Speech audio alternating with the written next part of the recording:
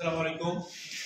আজকে এসএসসি পরীক্ষার্থী শিক্ষার্থীদের নবম দশম শ্রেণীর শিক্ষার্থীরা যারা আছো তাদের 3.5 এর আমি গাণিতিক সমস্যা নিয়ে আলোচনা করব। 27 নম্বর 3.5 4% হার মুনাফায় কোনো টাকার 2 বছরের সরল মুনাফা ও চক্রবৃদ্ধি মুনাফার পার্থক্য 1 টাকা হলে মূলধন কত? আমাকে মূলধন নির্ণয় করতে হবে। মূলধন আমি কি নির্ণয় করব কিভাবে এটা আমরা দেখব। 4% হার মুনাফায়, তাহলে 4% হার মুনাফায় হলে তাহলে মুনাফার হার 8%। তাহলে পার্সেন্ট থাকলে এই যে এই পার্সেন্টের জন্য 100, এটা ভাগ দিলে হবে 0.2 তাহলে 0 পার্সেন্টেজ থাকে, তাহলে আমরা ওটাকে ভাঙিয়ে নিব। পার্সেন্টেজ শতকরা বলার কথা হলো 100 নিতে হবে। তারপর পেলাম আর তারপরে অঙ্ক ফেরা লাইন পড়ে আসা কোন টাকার 2 বছরের সরল মুনাফা, তাহলে n সমান 2 বছর। মূলধন চেয়েছে, তাহলে মূলধনটা ধরে নিই।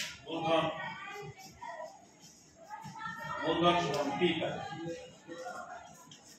তাহলে আমরা এখানে r এর মান পেলাম, n এর মান পেলাম, আর মূলধন ধরে নিই।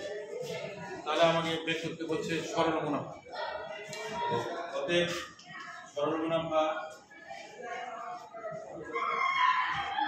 I সমান PNR।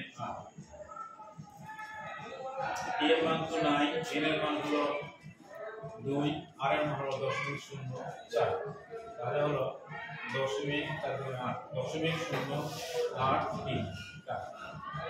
এটা হলো সরল। এরপরে আমরা বের করব চক্রবৃদ্ধি মুনাফা। তাহলে আবার লিখব, আবার চক্রবৃদ্ধি মুনাফা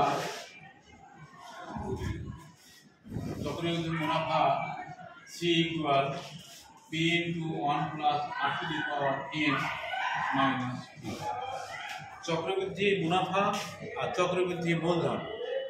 চক্রবৃদ্ধি মূলধন হলে এই সূত্রটা P into 1 plus R to the power n, R P মানে আসল বাদ দিয়ে দিলাম, তাহলে মুনাফাটা পাবো। মুনাফা মানে লাভ। P এর মান তো নাই, 1 plus R এর মান 0.04, n এর মান স্কয়ার, বিয়োগ P এর মান হলো P এর মান নাই, তাহলে P 1 plus যোগ করলে এটা হলো স্কয়ার মাইনাস P। তাহলে এটা যদি যোগ করা হয় তাহলে কি হলো আমরা একটু যোগ করে দেখি। হলো 1.08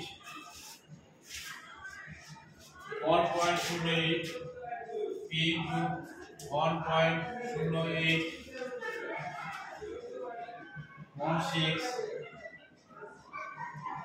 16 minus P,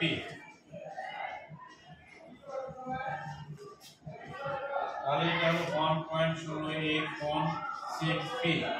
জি, তাহলে এটা এখন এখানে দিতে হবে P কমন নেই, 1.0816 minus 1, এখানে P কমন নেই, তাহলে P এর এক বাদ দিলে হলো 0.0816 P।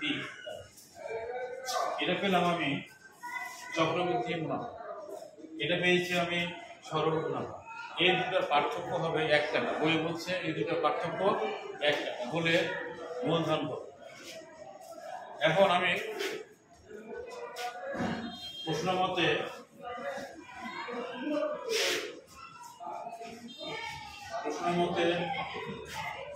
চক্রবৃদ্ধিতে বেশি লাভ পাবো 0.1618P মাইনাস 0.8P সমান 1। পার্থক্য মানে বিয়োগ, এই দুটো বিয়োগ করলে 1 টাকা পার্থক্য পাওয়া যায়।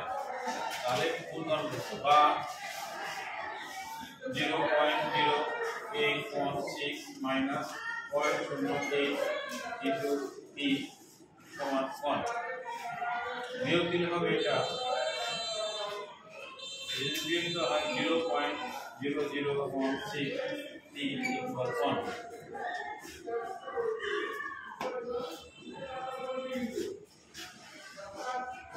এরপর কাজ করবো তোমাদের, তাহলে তোমাদের সুবিধা হবে।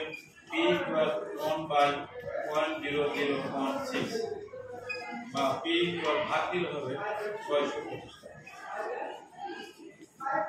নির্ণয় মূলধন